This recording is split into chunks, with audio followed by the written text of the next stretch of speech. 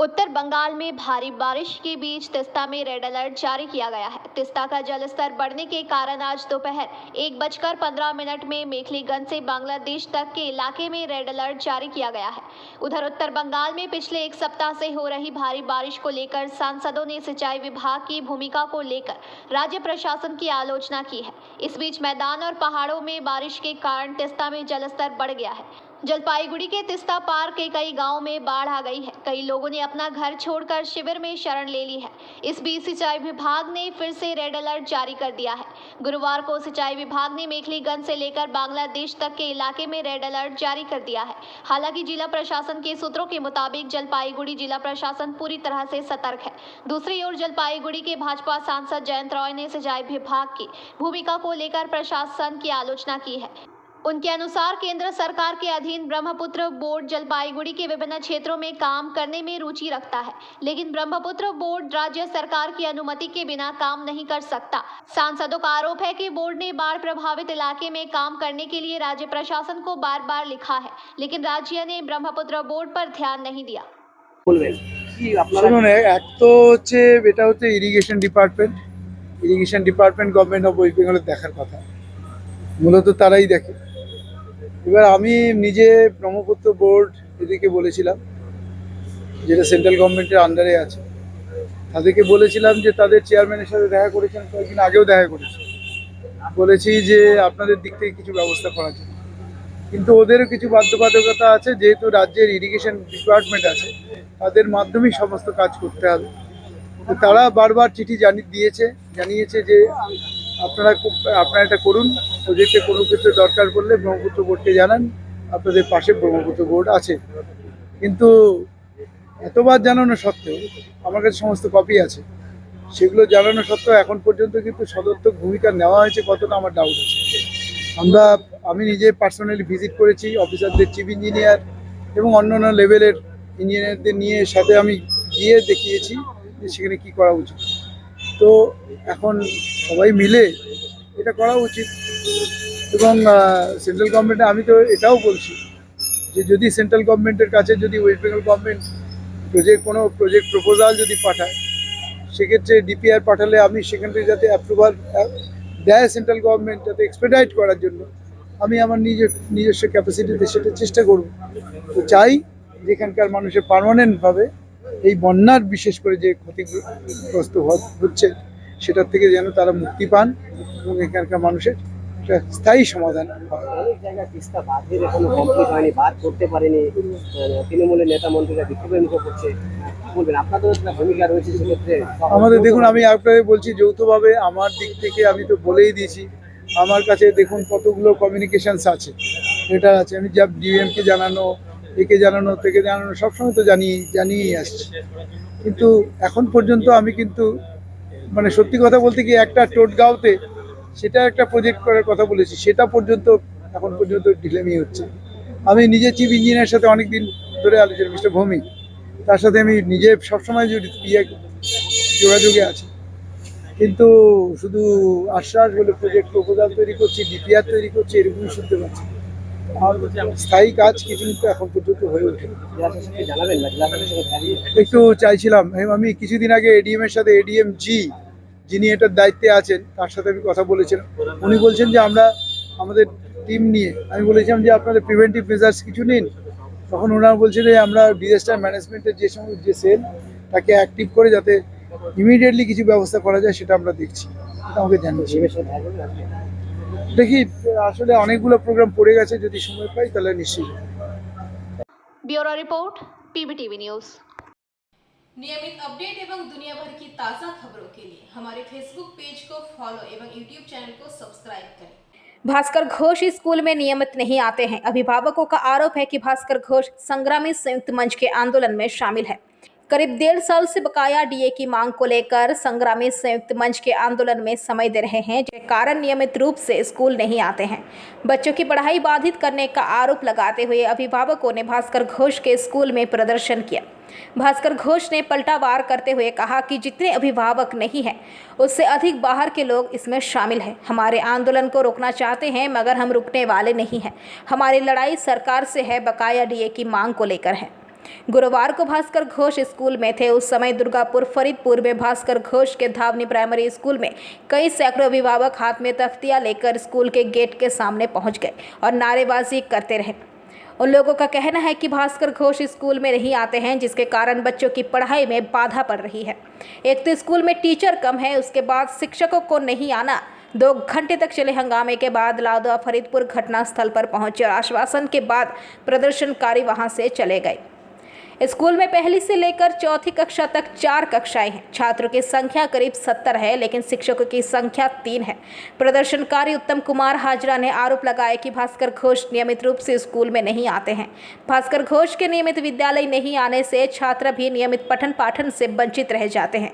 भास्कर घोष को नियमित रूप से स्कूल आना चाहिए और ठीक से पढ़ाई करानी चाहिए। प्रतापपुर ग्राम पंचायत सदस्य अर्पणा बावरी ने शिकायत की कि इस भास्कर घोष ने राज्य की मुख्यमंत्री ममता बनर्जी को गाली दी है, इसलिए हम विरोध कर रहे हैं। भास्कर बाबू ने कहा कि मैंने एक झलक देखी है इस विरोध प्रदर्शन में, जहां गांव के लोग कम है और बाहर के लोग ज्यादा है। इसके पीछे सत्ताधारी दल का हाथ शामिल है। ऐसा करने का उद्देश्य संयुक्त मंच से आंदोलन का दबाना चाहते हैं, लेकिन भास्कर घोष नहीं रुकेंगे। मैं उन लोगों को मूर्ख मानता हूं जो विरोध करने आए हैं। दुर्गापुर पश्चिम से बीजेपी विधायक लक्ष्मण घरोई ने साफ कह दिया है कि डीए आंदोलन को भटकाने की कोशिश कर रहा है, क्योंकि लोकसभा चुनाव में तृणमूल ने अच्छा प्रदर्शन किया है। এখানে ঠিকমতো স্কুল চলে না, বাচ্চাদের শিক্ষা সেরকম দেওয়া হয় না, মানে অনিবার্য কাল এখানে শিক্ষক থাকে না স্কুলে, ভাস্কর ঘোষ আসতে পারে না, সেই জন্য বাচ্চাদের খুবই পড়ার অসুবিধা হয়। ওই জন্য আমাদের এই বিক্ষোভ যে স্কুল যাতে ভালো করে চলে, মাস্টার রোজ যেমন এখানে উপস্থিত থাকেন, এই সব আর কিছু না। আমাদের ছেলে মেয়েরা অন্য গ্রামে পড়তে যায় বলছে, টিচাররা কি বলছে? টিচাররা বলছে না, আমাদের সারা জীবনে 365টা ছুটি থাকে, সে একদিনেও নিতে পারে, এটা তো কোথাও লেখা নেই, 1 বছরে নিতে পারে। কে আসেন? মাস্টার স্যার সময় মতো আসেন না, কি করেন সেই সময়? মিটিং করে ফেলে কোন কিসের মিটিং? বর্তমানে মুখ্যমন্ত্রীকেও গালাগালি হ্যাঁ। কি করছে মুখ্যমন্ত্রীকে? গালাগালি করছে, এটুকু জানি। তাহলে আপনারা সেটারই প্রতিবাদ করুন। হ্যাঁ, বিক্ষোভ মিছিল করছে। কি চাইছেন আপনারা? এই স্কুলে চলাকালীন আজ যে আপনাদের গ্রামে স্কুলে বিক্ষোভ হচ্ছে, ঠিক আছে, তো বলছে তৃণমূল নেতাদের মদতে এটা হয়েছে, আপনি কি বলবেন? এটা তৃণমূলের নেতাদের মদতে হয়নি, এটা ছেলেদের গার্জেনরাই এটা করেছে। হ্যাঁ, চাইছি যে এই 3 বছর ধরে যে মিটিং মিছিল কলকাতাতেই বসে আছে, হ্যাঁ স্কুলেরই তো আসে না। আমরা চাই যেন টাইম মতন স্কুলে আসে, স্কুলে যেন ক্লাস ঠিকঠাক হয়, এটাই আমাদের দাবি। ভাস্কর মাস্টার আচ্ছা, উনি আমাদের প্রাক্তন শিক্ষক ভাস্কর ঘোষ নিয়মিত স্কুল না করার জন্য, ছাত্রগুলোর খুব অবস্থা খারাপ হওয়ার জন্য এবং হেডমিস্ট্রেসের প্রশ্রয়ে ভাস্কর ঘোষ যে কামাই করছেন, উনি অ্যাটেন্ডেন্স করেন না। আমরা দেখতে চাইলাম, উনি আমাদেরকে বলছে আমরা উপর থেকে জানাচ্ছি। আমাদের বাচ্চারা যে পড়ে, আমরা এখানে স্কুল ঠিকমতো চলে না তার মূল্য পাই তার জন্য। এই আন্দোলন চলাকালীন সময়ে আমি আমার নিজের ব্যক্তিগত যে জমানো ছুটি ছিল, সেই ছুটির 156 দিন আমি অতিবাহিত করেছি, আমার নিজের ব্যক্তিগত জমানো ছুটি। একজন শিক্ষক তার যদি 20 বছর সার্ভিস হয়ে যায়, তার ছুটির যে পরিমাণ জমে সেটা হচ্ছে 360 দিন মতো। আমার অলরেডি 156 দিন শেষ হয়ে গেছে। সুতরাং আমি আমার নিজের ছুটি নিয়ে আন্দোলন করব না কি করব, সেটা নিয়ে কারোর কিছু বলার নেই। আর ওনাদের যদি এত অবজেকশন থেকে থাকে, তাহলে উপরে জানান, অসুবিধা কী আছে? কারা আন্দোলন করছে? এরা সব শাসক দলের লোকজন, সম্পূর্ণরূপেই শাসক দলের।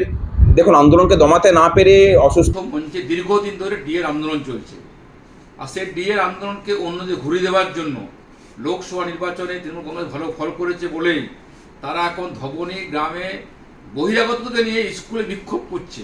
কি যে ভাস্কর ঘোষ স্কুলে নিয়মিত আসেন না, তিনি আন্দোলন করতে যান, ছুটি নিয়ে চলে যান, না করে চলে যান, স্কুলের পঠনপাঠনে অসুবিধা হচ্ছে।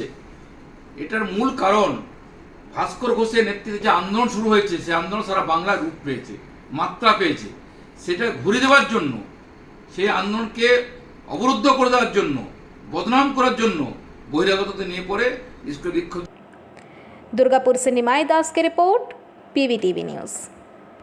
बांकुड़ा के छतना स्थित कमालपुर गांव के अयान देवघरिया को अंतर्राष्ट्रीय वायु एवं अंतरिक्ष कार्यक्रम 2024 में भाग लेने का मौका मिला।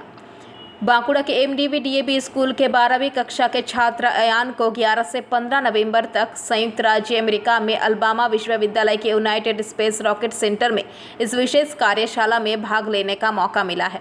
अयान के पारिवारिक सूत्र के मुताबिक उसे बचपन से ही अंतरिक्ष विज्ञान में विशेष रुचि है। इससे पहले वह कई प्रोजेक्ट पर काम कर चुका है। अब सपना पूरा करने का मौका हाथ आया है। अल्बामा विश्वविद्यालय के यूनाइटेड स्पेस रॉकेट सेंटर में होने वाली कार्यशाला में भारत के अयन सहित दुनिया के विभिन्न हिस्सों से प्रतियोगी भाग लेंगे। प्रतियोगिता में चयनित प्रोजेक्ट अंतर्राष्ट्रीय अंतरिक्ष स्टेशन पर जाएंगे। लेकिन इतना सब कुछ होने के बाद भी कमलपुर के देवघरिया परिवार में चिंता का कोई अंत नहीं है। उस कार्यक्रम में भाग लेने के लिए अमेरिका के लिए रवाना होगा। बस कुछ ही महीने बचे हैं। अयान के पिता एक निजी संस्था में कर्मचारी है। यात्रा सहित आकस्मिक खर्चों का पूरा करना उसके लिए असंभव है। उन्होंने कहा कि ऐसे में अगर कोई आर्थिक मदद के साथ खड़ा होता है तो अयान का सपना पूरा हो सकेगा। প্রসেসেই আমাদেরকে প্রথমে একটা প্রজেক্ট সাবমিট করতে হয়েছিল উইথ এসে রাইটিং। তো ওখানে যাওয়ার পর আমরা 5 ডেজে ওখানে আমাদেরকে অফলাইন প্রজেক্ট করানো হয়। তো সেই প্রজেক্টটা যা সবথেকে ওখানে বেস্ট হবে তার প্রজেক্ট টিম ওয়াইজ প্রজেক্ট করানো হবে আমাদেরকে। তো যে টিমের প্রজেক্টটা বেস্ট হবে ওখানে সেই প্রজেক্টটা ইন্টারন্যাশনাল স্পেস স্টেশনে যাবে। হ্যাঁ স্যার বলুন। হ্যাঁ স্যার আমি রাজ্যের মধ্যে প্রথম পেয়েছি। কোথায় যাবে? স্যার ইউএস এর অ্যালাবামাতে। মূলত কি বিষয়ের উপরে? স্যার এটা বেসিক্যালি আমার প্রজেক্টটা ছিল স্পেস ডেব্রিজ সাস্টেনেবিলিটির উপরে। বেসিক্যালি আমরা স্পেস ডেব্রিজটাকে কেমন করে রিইউজ করতে পারি। আবার সাপোজ অ্যান্টিনাও তো একটা স্পেস ডেব্রিজ হয়ে যাচ্ছে, আরও কিছু কিছু এসেনশিয়াল পার্ট আছে যেগুলো কমিউনিকেশন হেড, তো সেগুলোকে আমরা আবার রিইউজ করতে পারি চাইলে। তো সেগুলোকে যদি আমরা প্যারাশুট ইউজ করি অর থ্রাস্টার্স ইউজ করি আর অন্য কোনো মেথড দিয়ে ইউজ করে যদি আমরা আর্থে কোনোভাবে এন্ট্রি করাতে পারি তাহলে আমরা আবার রিউজ করতে পারি। সেটাতে কস্ট বেনিফিটস হবে প্লাস ডেব্রিজ ক্রিয়েশনও আস্তে আস্তে কমে যাবে। কারণ ডেব্রিজ ক্রিয়েট না করলে স্যার আজ আমরা এই যে স্যাটেলাইটের সাহায্যে মোবাইল কানেকশনস করতে পারছি, এত সব করতে পারছি, সেগুলো আর হবে না। কারণ এমন একটা সিচুয়েশন আসবে যাতে স্যার আমাদের আর স্যাটেলাইট পাঠানোর পর্যন্ত উপরে জায়গা থাকবে না ডেব্রিজের কারণে। কিভাবে এটা এলো আপনার? তো বেসিক্যালি স্যার 2022 থেকে আমি এই প্রজেক্টটায় কাজ করছি। 2022-এর নভেম্বর, তো 2022-এর নভেম্বরে আমি স্পেস ডেব্রিজ নিয়ে কাজ করি। কারণ 2023-এর জুনে একটা কনফারেন্স ছিল। তো সেই কনফারেন্সটা আমার কোনো কারণবশত একটু মিস হয়ে যায় ফর্ম সাবমিশনে, যেহেতু ওটা আমার প্রথমবার ছিল। তো সেই প্রজেক্টটা আমি 2023-এর মার্চে প্রেজেন্ট করি university of petroleum energy studies দেরাদুনে। সেখানে ন্যাশনাল স্পেস কনভেনশন হয় এবং সেখানে আমার প্রজেক্টটা ফার্স্ট পজিশনও পাই। তারপরে এই প্রজেক্টটার আরেকটু অ্যাডভান্স ভার্সন আমি করি। তারপর আমি ওটাকে প্রেজেন্ট করি 2024-এর ফেব্রুয়ারিতে গোয়া ইউনিভার্সিটির ন্যাশনাল স্পেস সায়েন্স সিম্পোজিয়াম, যেটা ইসরো বায়ানুয়াল কনভেনশন করায়। তো সেটা 2024 সালে গোয়া ইউনিভার্সিটিতে হয়েছিল। তো সেখানে আমার প্রজেক্টটা আমি প্রেজেন্ট করি। আর আমি অনলি স্কুল স্টুডেন্ট ছিলাম ওখানে প্রেজেন্ট করার জন্য। স্যার আমাদের তো খুবই ভালো লাগছে যে এত বড় একটা অ্যাচিভমেন্টও পেয়েছে। ছেলে তো যাবে আমেরিকায়, হ্যাঁ সেক্ষেত্রে কি বাধা হয়ে দাঁড়িয়েছে? বাধা হয়ে দাঁড়িয়ে বলছে মানে অনেকটা অ্যামাউন্ট, তো যদি মানে ও স্পন্সরশিপ পায় তাহলে একটু ভালো হয় আর কি। ছেলে যেভাবে পড়াশোনা করতো আপনার কিভাবে সহযোগিতা করেছে? ছেলেকে আমরা প্রথমত ও ছোট থেকে এই স্পেস নিয়ে ওর একটু ভালো লাগতো, মানে ক্লাস 5 থেকে ও স্পেসের প্রতি একটু ভালো লাগা জন্মেছিল। তো লকডাউনের সময় ও এটা নিজেকে খুব ভালোভাবে তৈরি করে নিতে পেরেছিল স্পেস নিয়ে, বা মানে অনলাইনে এইসব জিনিস ইয়ে করে বা অনলাইনে হেল্প নিয়ে কারো কাছ থেকে অনলাইনে পড়াশোনা করার পরে ও এটা খুব ভালোভাবে তৈরি করেছিল। কিন্তু আমরা ওকে বলতাম যে ওই মানে মানে ক্লাস 10-এ বোর্ডের জন্য যে সিবিএসসি এক্সাম হবে এটা পড়ার জন্য ওকে চাপ দিতাম। তো ও বলতে যে ঠিক আছে আমি আস্তে আস্তে করে নেবো ওটা। বা এই বছরও ধরুন ও এইচএস দেবে, ওকে এখনও আমরা বলছি পড়ার জন্য। ও মানে এই স্পেস রিলেটেড নিয়েই ও পড়তে খুব ভালোবাসে আর কি। আমার নাম সিপ্রা দেগুরিয়া। ওনার বাবা একটা কোম্পানিতে সার্ভিস করে। बांकुड़ा से अनुप रॉय की रिपोर्ट, पीवीटीवी न्यूज़। नियमित अपडेट एवं दुनिया भर की ताज़ा खबरों के लिए हमारे फेसबुक पेज को फॉलो एवं यूट्यूब चैनल को सब्सक्राइब करें। आसनसोल नगर निगम के 72 नंबर वार्ड के पार्षद चैतन्य माझी ने आज एक प्रेस मीट की। इस मौके पर उन्होंने कुछ सनसनीखेज खुलासे। उन्होंने कहा कि एक गिरोह का काम कर रहा है जो गैर कानूनी तरीके से जमीन की रजिस्ट्री करवा रहा है। उन्होंने कहा कि सरकारी नियमों के अनुसार जमीन या अन्य संपत्ति के मामले में जो कानूनी उत्तराधिकार का आवश्यकता होती है, इसके लिए फर्स्ट क्लास मजिस्ट्रेट से पहले एफिडेविट करवाना पड़ता है।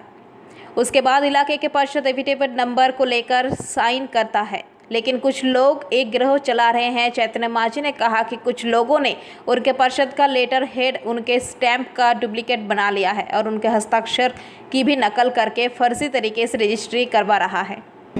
কিছু মানুষ জমি রেজিস্ট্রি যে দলিল আছে এই দলিলে ওটাকে সাবমিট করে বিএলআরওকে অন্ধকারে রেখে এটা করছে। এই দেখুন, এই সইটা আমার নয়, এই সইটা আমার নয়, ঠিক আছে, আমার এই স্ট্যাম্পটাও নয়, প্যাডটা সেম টু সেম, হয়তো আমার কাছ থেকে কেউ কোনো কারণবশত প্যাড নিয়ে গেছে, এটাও হতে পারে, তারপর জেরক্স করেছে, তাও হতে পারে। তো এইবার 80 শতক জায়গা এই ওয়ারি সেন্টার সূত্র থেকে রেজিস্ট্রি হয়েছে এডিআসার অফিসে। এডিআসার সাহেবকেও এটা ধোকা দিয়েছে, সেখানেও এটা এডিএসএস সাহেব তো এটা দেখেছে, দেখে পরে রেজিস্ট্রি করেছে। এইবার বলুন, এরকম যদি কাজ করে থাকে তাহলে নিশ্চয়ই আরও অনেক কাজ এরকম করেছে। একটার জন্য কেউ স্ট্যাম্প, একটার জন্য কেউ সই ডুপ্লিকেট করেনি, আরও প্রচুর কাজ করেছে এবং আরও অন্যান্য অবৈধ কোনো কাজ করে থাকতে পারে যেটা হয়তো আমার নাম দিয়ে যাচ্ছে। এরকম কোনো ব্যাপারও থাকতে পারে যে আমার সই, আমার স্ট্যাম্প জাল করে এমন কোনো কাজ করেছে যেটা লোকে ভাবছে যে আমি করেছি। এই कब हुआ ये डिट जो हुआ आपको 30/4/2024 में 2024 में ये डिट जो हुआ। এটা এখন যারা আমি যেটা দেখছি, আমার কাছে যেটা প্রুফ আছে সেই প্রুফ অনুযায়ী যেটা হচ্ছে সেটা হচ্ছে যারা জমি জমার ব্যবসা করে তাদের মধ্যেই কেউ করেছে এটা, বা কারা করেছে এর নাম কিন্তু জানা মুশকিল আছে। এই ডিডটা যারা করেছে সেটা হচ্ছে গিয়ে যে ক্রেতার নাম হচ্ছে বিজয় মাঝি, আর বিক্রেতা তিনি হচ্ছেন শ্রীমতী বন্দনা মাহাতা, স্বামী নির্মল মাহাতা এবং শ্রীমতী সর্বাণী ব্যানার্জি, স্বামী শ্রী সুকেন ব্যানার্জি, ঠিক আছে। এরা বিক্রি করেছে আর বিজয় মাঝি তিনি কিনেছেন। আমি আইনি পদক্ষেপ নিয়েছি, আমার কাছে সমস্ত ডকুমেন্টস রয়েছে, অলরেডি কেস হয়ে গেছে কোল্টি থানায়, কেসের কপি রয়েছে। আমি এফআইআর করেছি, আমি টু দ্য ইন্সপেক্টর ইনচার্জকে চিঠি করে কপি করেছি, ADSR Kulti, LRO Kulti, minister in charge law and judicial Paschimbanga সরকার, west Bengal government, mayor AMC Asansol municipal corporation mayor সাহেব, Paschim Bardhaman DM district magistrate সাহেবকে এবং এডিএম সাহেবকে, এলআর অ্যান্ড ডিএলআরও ওনাকে করেছি। আমি এমএলএকে কপি করেছি, আমাদের লোকাল এমএলএকে, ঠিক আছে। তো এর পরবর্তী পদক্ষেপ অলরেডি এখন কেস হয়ে গেছে, ঠিক আছে। কেসে অনেকগুলো ধারাও লেগেছে, হ্যাঁ এই দেখুন ধারাগুলো রয়েছে, কেসের পেপার রয়েছে আমার কাছে। আপনি কুলটির পেয়েছেন, তো আপনারা একটা অন্তর্তদন্ত করেননি কারা এটা করছে? আমরা অন্তর্তদন্ত করার চেষ্টা করছি, কিন্তু বাই নেম এখনও পর্যন্ত আইডেন্টিফিকেশান করতে পারিনি। আমরা চেষ্টা করছি আমরা নিজেরাও কোনোরকম আইডেন্টিফিকেশান করার, আমাদের লোকজন যারা রয়েছে তারাও এটা চেষ্টা করছে। আমরা কিন্তু আমাদের আইডেন্টিফিকেশান করতে গেলে আমাদেরকে প্রুফ সমেত করতে হবে, এই জন্য আমরা আইনের ওপর ভরসা করে, আইনের ওপর আস্থা রেখে আমরা আশা করছি আইন এটাকে। आसनसोल से बीजू मंडल की रिपोर्ट, PVTV न्यूज़। नियमित अपडेट एवं दुनिया भर की ताज़ा खबरों के लिए हमारे फेसबुक पेज को फॉलो एवं यूट्यूब चैनल को सब्सक्राइब करें। রানীগঞ্জ শহরের এনএসবি রোডে অবস্থিত সুসজ্জিত এবং মনোরম পরিবেশে অতিথিদের পরিষেবার জন্য তৈরি অতিথি in hotel and restaurant. Hotel অতিথি ইন পরিষেবায় থাকছে অত্যাধুনিক সুবিধাযুক্ত এসি রুম। অতিথি ইনে পকেট ফ্রেন্ডলিতে আপনি পাবেন single and double bedroom. Festival সিজনে থাকছে স্পেশাল ডিসকাউন্ট, তাই উৎসবে অনুষ্ঠানের যে কোনো দিন পাশেই পাবেন হোটেল অতিথি in, metro plaza, NSB road, Raniganj, Muthoot finance building. যোগাযোগ করুন এই নাম্বারে 7872933666 এবং 9434133666। आसनसोल के सालानपुर थाना क्षेत्र के विभिन्न गांवों से गाय चोरी के मामले सामने आए हैं। आश्चर्य की बात यह है कि अब तक इस मामले में किसी चोर को नहीं पकड़ा जा सका। हालांकि बीती रात कुछ चोर सालानपुर थाना क्षेत्र के वृंदावनी इलाके में गाय चोरी करने के लिए एक पिकअप वैन लेकर आए थे। इस बीच गायों को चोरी करते समय स्थानीय लोगों की नजर चोरों पर पड़ी। उन्होंने पड़ोस के गांव वालों को इसकी सूचना दी। ग्रामीणों ने चोरों को पकड़ने की कोशिश की, पर वो लोग उन्हें पकड़ नहीं सके। लोगों ने गाड़ी को रोकने के लिए उस पर ईंटें पत्थर फेंके। इधर सालानपुर थाने की पुलिस तो गाड़ी को रोकने में सफल नहीं हो पाई, लेकिन कुल्टी थाने के नियामतपुर चौकी की पुलिस ने गाड़ी को हिरासत में ले लिया है। दूसरी ओर इलाके में गाय चोरी के बढ़ते मामले के बीच ग्रामीणों ने वाहन मालिक समेत गाय चोरों को तुरंत गिरफ्तार किए जाने की मांग की।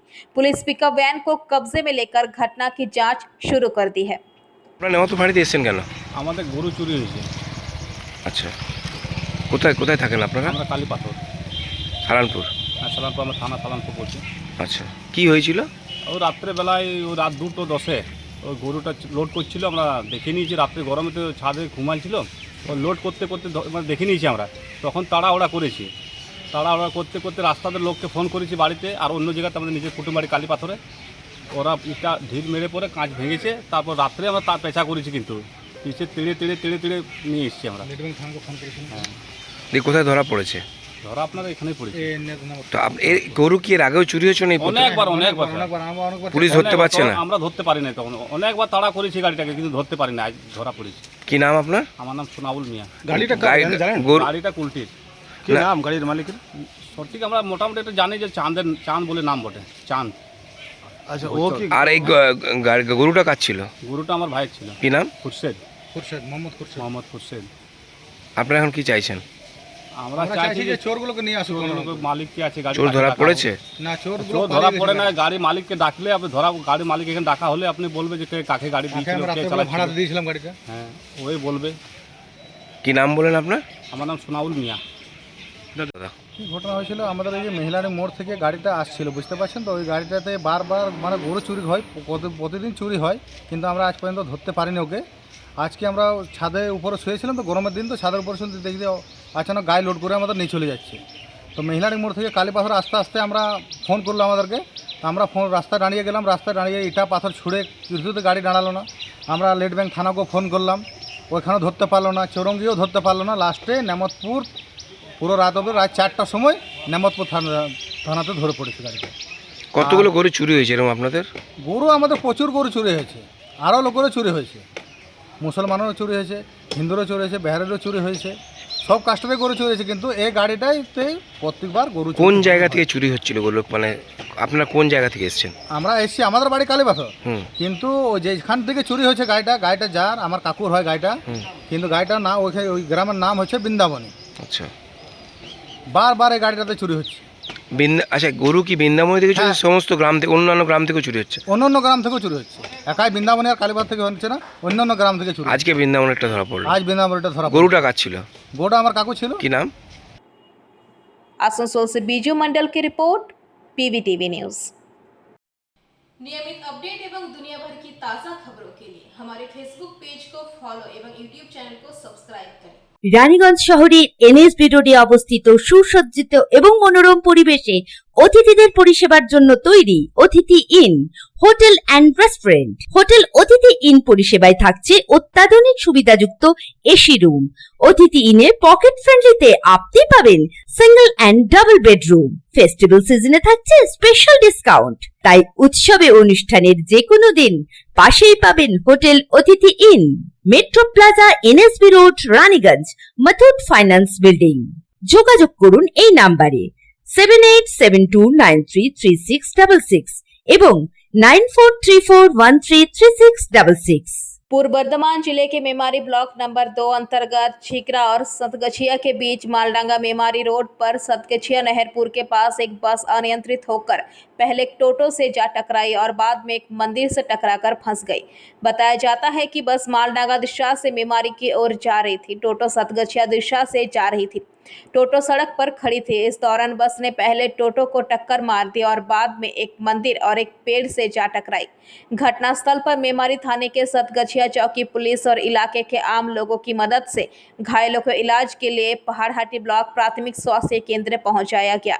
बस यात्री और टोटो चालकों सहित लगभग 25 लोगों को इलाज के लिए सबसे पहले पहाड़हाटी ब्लॉक प्राथमिक स्वास्थ्य केंद्र लाया गया। बाद में गंभीर हालत में 15 यात्रियों को वर्धमान मेडिकल कॉलेज अस्पताल रेफर कर दिया।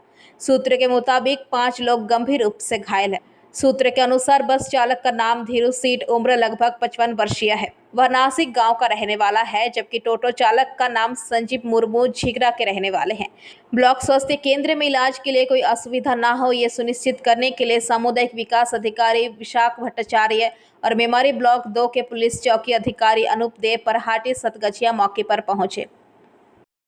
গাড়ি রানিং এর মাথায় নিয়ন্ত্রণ হারিয়ে টোটো অ্যাক্সিডেন্ট করে না। টোটোটা কোন দিক থেকে যাচ্ছিল? টোটোটা মন্তেশ্বর দিকে যাচ্ছিল সাতগেছিয়া থেকে। হ্যাঁ, মন্তেশ্বরের দিক থেকে সাতগেছিয়ায় ঢুকছিল গাড়ি। বাস হ্যাঁ, দিয়ে এই বাস নিয়ন্ত্রণ হারিয়ে অ্যাক্সিডেন্ট করে। তো অনেক লোক ইনজুর হয়েছে।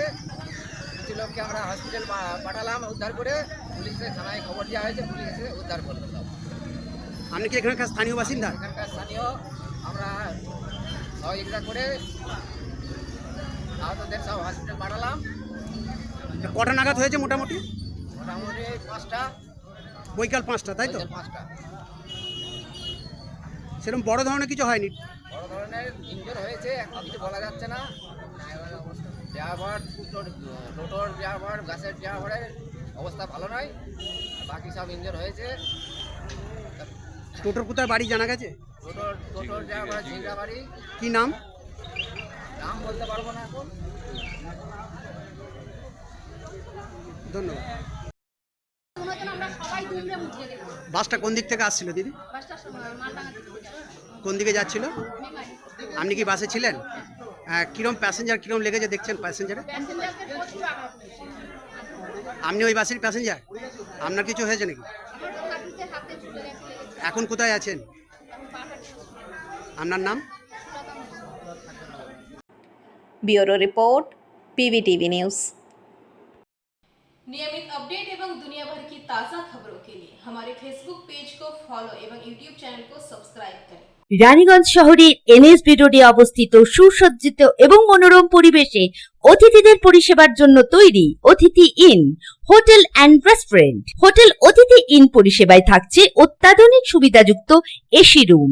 অতিথি ইনে পকেট ফ্রেন্ডলিতে আপনি পাবেন single and double bedroom. Festival সিজনে থাকছে স্পেশাল ডিসকাউন্ট। তাই উৎসবে অনুষ্ঠানের যে কোনো দিন পাশেই পাবেন হোটেল অতিথি in, metro plaza, NSB road, Raniganj, Muthoot finance building. যোগাযোগ করুন এই নাম্বারে 7872933666 এবং 9434133666। आज भारतीय जनसंघ के संस्थापक श्रद्धेय डॉक्टर श्यामा प्रसाद मुखर्जी के स्मृति दिवस को केंद्र और भाजपा की ओर से पश्चिम बंगाल दिवस मनाया जा रहा है। बीजेपी की ओर से रेड रोड पर कार्यक्रम आयोजित किया गया है।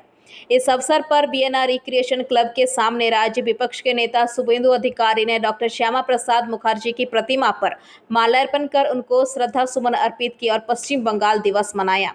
इसके बाद उन्होंने राज्य सरकार पर हमला बोला। उन्होंने कहा कि पहले 20 जून को पश्चिम बंगाल दिवस मनाया जाता था। राज्य सरकार की तरफ से भी पहले इसी दिन को राज्य दिवस के रूप में मनाया जाता था, लेकिन राज्य सरकार ने इसको पोइला वैशाख के दिन मनाने के लिए मान्यता दी है। उन्होंने आरोप लगाया कि पश्चिम बंगाल के गठन में श्यामा प्रसाद मुखर्जी के योगदान को भुलाने के लिए राज्य सरकार ने पहला वैशाख के दिन राज्य दिवस घोषित किया है। उन्होंने कहा कि बंगला भाजपा की ओर से इसी दिन राज्य दिवस मनाया जाएगा। उसके साथ उन्होंने भ्रष्टाचार और हिंसा को लेकर भी राज्य सरकार और मुख्यमंत्री ममता बनर्जी पर जोरदार हमला बोला। आपको बता दें कि श्यामा प्रसाद मुखर्जी की पुण्यतिथि 23 जून को है, जिस दिन भाजपा की ओर से विभिन्न कार्यक्रम आयोजित किए जाएंगे। আজকের দিনটার ইতিহাস কখনো বদলে দেওয়া যায় না, ভবিষ্যতেও যাবে না। ডক্টর শ্যামাপ্রসাদ মুখার্জি না থাকলে আমরা আজকে ভারতবর্ষে থাকতে পারতাম না। পশ্চিমবঙ্গের আইনসভার 1947-এর 20 জুনের প্রামাণ্য রেকর্ড দলিল সেই কথা বলছে অতএব কোনো ব্যক্তির ইচ্ছায় বা সংখ্যাগরিষ্ঠতার জোরে বা প্রশাসনিক ক্ষমতার জোরে তিনি তার মনের মতো করে অনেক কিছু করতে পারেন। যেমন জগনমোহন রেড্ডির বাংলো বেরিয়েছে, 500 কোটি টাকার বাংলো, এ তিনি করতেই পারেন। পশ্চিমবঙ্গেও এরকম 100টা বাংলো রয়েছে মুখ্যমন্ত্রী থাকার জন্য। তা সেই ইতিহাস কখনো বদলানো যায় না। আমি যখন এই প্রস্তাবের বিরুদ্ধে, রাজ্য সরকার যে প্রস্তাব এনেছিলেন তার বিরুদ্ধে বলেছিলাম, তখন আমি বলেছিলাম আপনারা স্মরণ করুন যে রাকেশ রোশন যেমন চাঁদে যাননি, ইন্দিরা গান্ধীও যেমন চাঁদে যাননি, 1947 সাল পর্যন্ত যেমন রবীন্দ্রনাথ ঠাকুর বেঁচে ছিলেন না, 41-এই মারা গেছিলেন। মাতঙ্গিনী হাজরা পিছাবনিত নয়, তমলুকের বানপুরপুরেই শহীদ হয়েছেন। 1500 কেজি ওজনের বাচ্চা জন্মগ্রহণ করে না। পৃথিবীর দেশের সংখ্যা 1170 নয়। আজকের ইতিহাসও তাই, যে 1947-এর 20শে জুনের পরিবর্তন ঘটানো যায় না।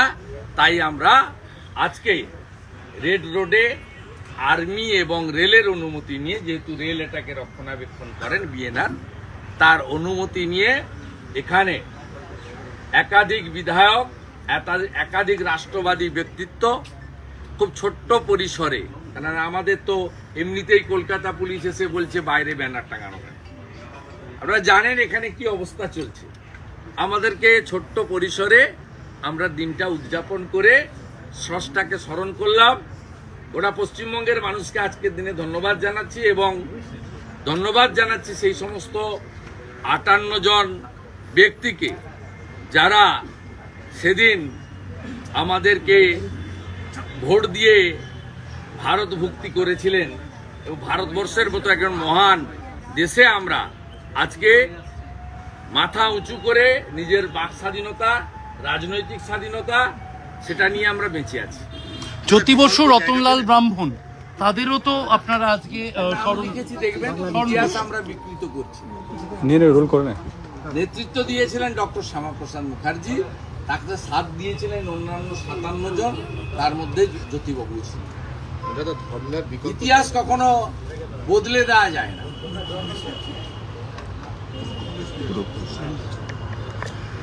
ধর্নার কোনো বিকল্প জায়গা পেলেন রাজভবনের সামনে? আপনাকে তো বলবো না, কালকে আমার লয়ার কোর্টে বলবো। মহামান্য বিচারপতি আমাকে বলেছেন, দেখুন আমার পারপাস সার্ভে, মহান ভাইপো যে বেআইনি ধর্ণা দিয়েছিলেন সেটা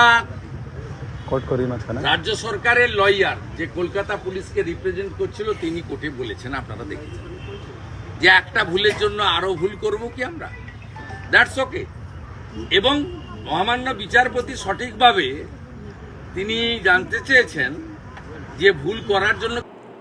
bureau report PVTV news. Raniganj chamber of commerce पुरुषों के साथ साथ अब महिलाओं को भी आत्मनिर्भरशील बनाने की दिशा में 2 दिवसीय ट्रेड फेयर 2024 का आयोजन चैम्बर के सभागार में किया गया है। यह trade fair Raniganj chamber of commerce के महिला शाखा द्वारा की गई है। लगातार दूसरे वर्ष इस ट्रेड फेयर का आयोजन किया गया है, जिसमें कुल 34 स्टॉलें लगाई गई है, जो प्रातः 11 बजे से संध्या 8 बजे तक चलेगी। इस ट्रेड फेयर में कपड़े, ज्वेलरी, कॉस्मेटिक गुड्स सह अन्य घरेलू सामान के उत्पाद के स्टॉलें लगाई गई है। यह ट्रेड फेयर का उद्घाटन गुरुवार को रानीगंज बोरो के चेयरमैन मुजम्मिल शहजादा, रानीगंज के बीडीओ सुबोधदीप गोस्वामी, रानीगंज बोरो के इंजीनियर कौशिक सेन गुप्ता, उद्योगपति अशोक शर्मा, श्याम सुंदर चांदीवाला के मालिक तथा उद्योगपति सुंदर भालोटिया ने संयुक्त रूप से फीता काटकर किया। इस अवसर पर रानीगंज चैम्बर ऑफ कॉमर्स के तमाम सदस्य और महिला शाखा की तमाम सदस्य उपस्थित थे। ट्रेड फेयर के बारे में बताते हुए रानीगंज चैम्बर ऑफ कॉमर्स के कोषाध्यक्ष सह महिला शाखा की चेयरपर्सन रूबी गढ़वाला ने ये बातें कही। आयोजित किया था तब हम लोगों ने टाइमिंग रखी थी 3 बजे से रात 8 बजे तक। पहला दिन रखी थी 3 से 8, फिर लोगों को डिमांड होने से, स्टॉल वाले के डिमांड और लोगों को भीड़ देखते हुए हम लोगों ने ये टाइम बढ़ाकर सुबह 11 से 8 किया था। इस वर्ष हम लोगों ने 2 दिन का सुबह 11 से 8 ही रखा है दोनों दिन। और इस वर्ष हम लोग रिजल्ट फीडबैक देख के अगर ज़रूरत होगी तो अगले बार हो सकता है कि 3 दिन या 4 दिन का भी हम लोग ट्रेड शो आयोजित करेंगे। तो धीरे धीरे हम लोग आगे बढ़ रहे हैं, लोगों की फीडबैक देख के, लोगों की फुटफॉल को देखते हुए हम लोग ये निर्णय लेते हैं। कहा था और तभी सभी स्टॉल वाले लोग फिर से दोबारा से इस बार भी स्टॉल लगाइए, लेकिन हम लोगों के पास थोड़ी सी लिमिटेशन है, गर्मी का मौसम है और विदाउट एसी पॉसिबल नहीं है कि स्टॉल्स लगाया जा सके। ऐसे हम लोगों के पास ऑफर आया था नंदलाल जालान ग्राउंड में करने के लिए, लेकिन गर्मी के जिस तरह की गर्मी पड़ रही है उसको देखते हुए ये पॉसिबल नहीं हुआ कि हम लोग वहाँ आयोजित करें।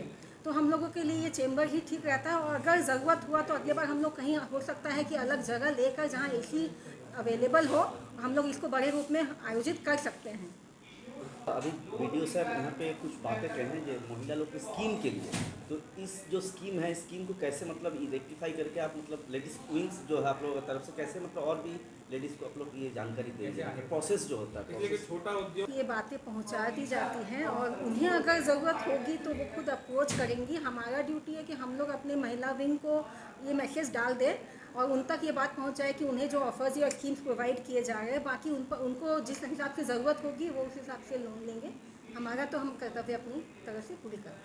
कितना मतलब आज मैम कितना स्टॉल है ये वगैरह? आज हम लोगों ने शुरुआत की थी, सोचा था 25 या 26 स्टॉल्स लगाएंगे, पर इतना ज़्यादा कॉल्स इतना ज़्यादा डिमांड आ रहा था कि हम लोगों ने बढ़ा के इससे पहले 28 किया, फिर 30 किया, फिर 32 किया। अब टोटल 34 स्टॉल्स लगे हुए हैं हमारे रानीगंज चेंबर। जगह इतनी कम है फिर भी एक एक टेबल लेने लोग तैयार है, बोले कि आप कुछ भी करके हमें एक टेबल कम से कम दे दीजिए।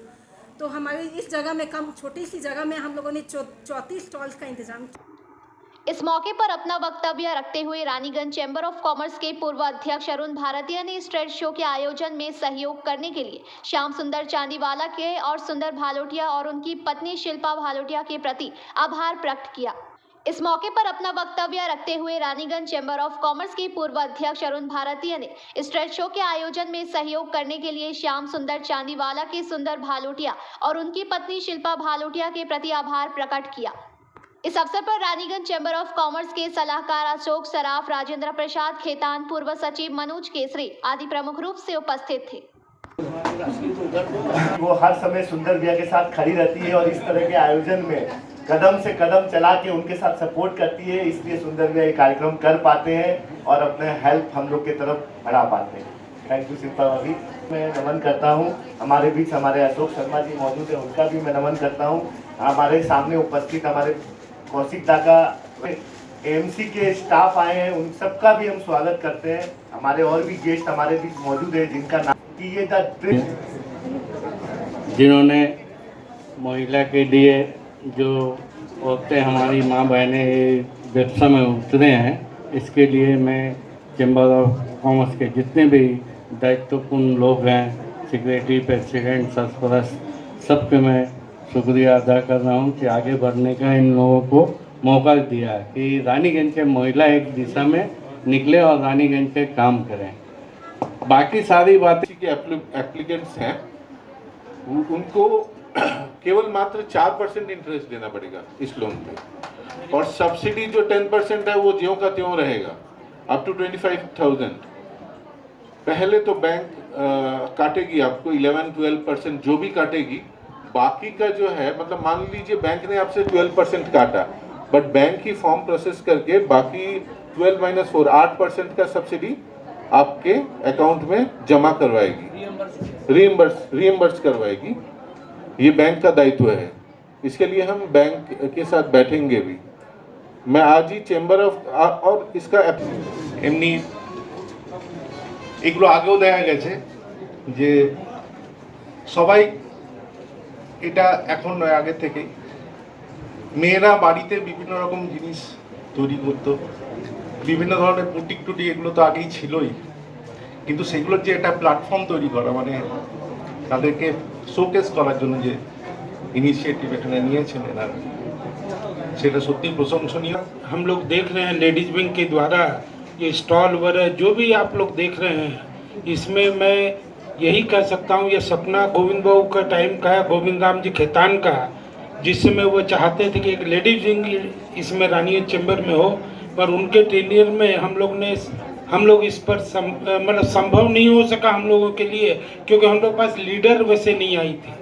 आज ये जो हुआ है, यह रूबी गढ़वाल जो हैं वह उनके ही परसुएशन से ये रानीगंज चैम्बर में बढ़िया से एक लेडीज़ विंग का गठन हुआ है, और आशा है कि हम अपने एग्जीक्यूटिव मेंबर्स को भी रिक्वेस्ट करेंगे और भी जो हैं कि वे लोग सभी इस विंग से अपने घर की मतलब अपने लेडीज़ विंग को इससे जोड़ने की चेष्टा करें, जिससे कि इसको हम लोग एक बहुत अच्छा रूप से हमारे आज 11 बजे हमारे ट्रेड शो का इनॉग्रेशन हुआ था। इसका इनॉग्रेशन हमारे बोरो चेयरमैन बोरो 2 के चेयरपर्सन जनाब मुजम्मिल हुसैन साहब के द्वारा और हमारे आज के ये जो रानीगंज ब्लॉक के बीडीओ साहब हैं श्री शुभदीप गोस्वामी WBCS और हमारे बीडीओ वो उपस्थित थे मुख्य रूप से। उसके अलावा हमारे बीच उपस्थित थे Shri Ashok Sharma ji, director Shakambhari group of industries. हमारे बीच मौजूद थे श्री कौशिक सेनगुप्तो साहब, एग्जीक्यूटिव इंजीनियर बोरो 2। और इसके अलावा हमारे बीच में और भी गणमान्य लोग मौजूद थे जिनकी उपस्थिति में आज का यह इनॉग्रेशन हुआ। कुल 32 स्टॉल्स ऊपर लगे हुए हैं। इसका शुभारंभ हो चुका है। काफ़ी संख्या में रानीगंज के लोग आके इसको विज़िट कर रहे हैं। आशा है कि 2 दिन का ये जो हमारा ट्रेड फेयर है इसमें जिन्होंने भी स्टॉल्स लगाए हैं उनको बहुत अच्छा रिस्पांस मिलेगा और इससे हम लोगों की जो महिलाओं ने जिन्होंने यहाँ स्टॉल्स लगा रखा है उनको और मोटिवेशन मिलेगा जिससे वो आगे और कुछ कर सकें। और आज के हमारे सारे एग्जीक्यूटिव कमेटी मेंबर्स मौजूद थे, हमारे सीनियर एडवाइज़र्स थे और इसके अलावा हमारे रानीगंज चेंबर के काफ़ी मेंबर्स आज की इनॉग्रेशन में मौजूद थे। मैं सभी को तहे दिल से धन्यवाद देता हूँ।